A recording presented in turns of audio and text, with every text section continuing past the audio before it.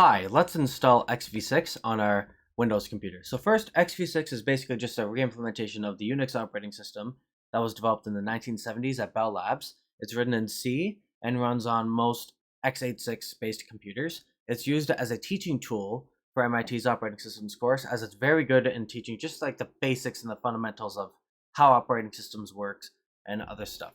So let's install it on our Windows computer. So for the first thing we're going to need is WSL.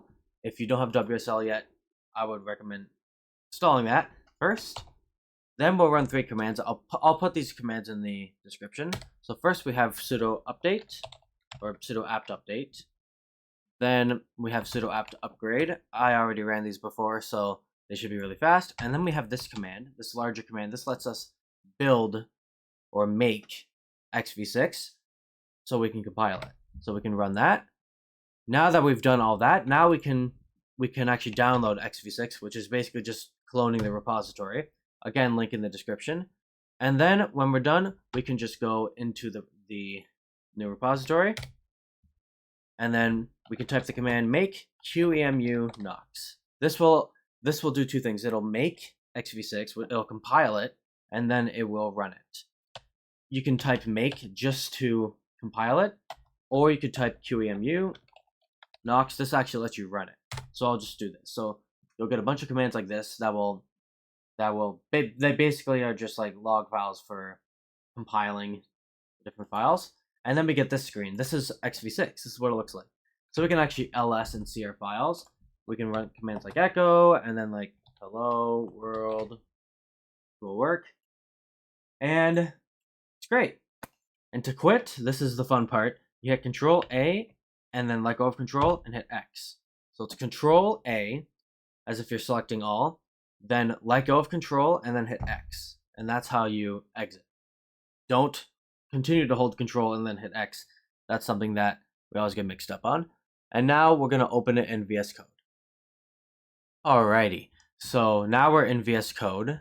And you notice we have all these files in the back. This also includes all of the compiled files. If you want to clean up the repository, the folder, you can just type make clean, and this will remove all of the compiled files. And now we just have the code file. So now it's a lot more clean. Now let's talk about the most important file, which is the Makefile. This is what tells all the details for how to actually make XV6. You're gonna probably be going here a lot if you're adding new commands and stuff like that. There's 3 sections I want to talk about. First is uprogs. This is at around line 168. This is basically a list of all the different processes that we can have on XV6. And then all the way down here, at around line 250, we have our extra section. This will paste our code for our different processes. So we'll need those 2 sections. And there's one third one I want to briefly mention.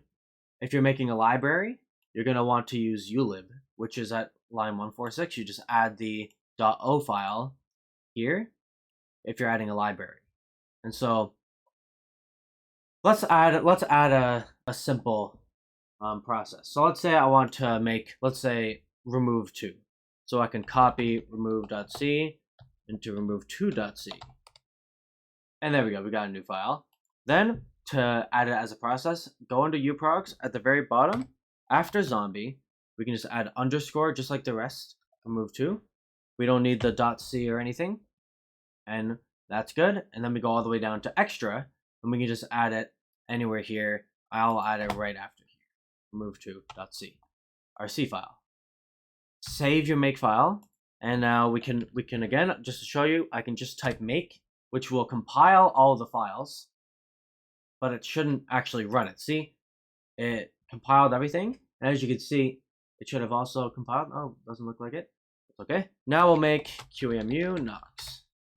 Oh, this will compile the processes. Okay, so we should see, yep, remove2.c, remove2.d, o, just .sym file.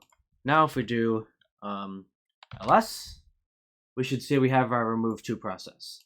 And if I type remove2, it will actually run.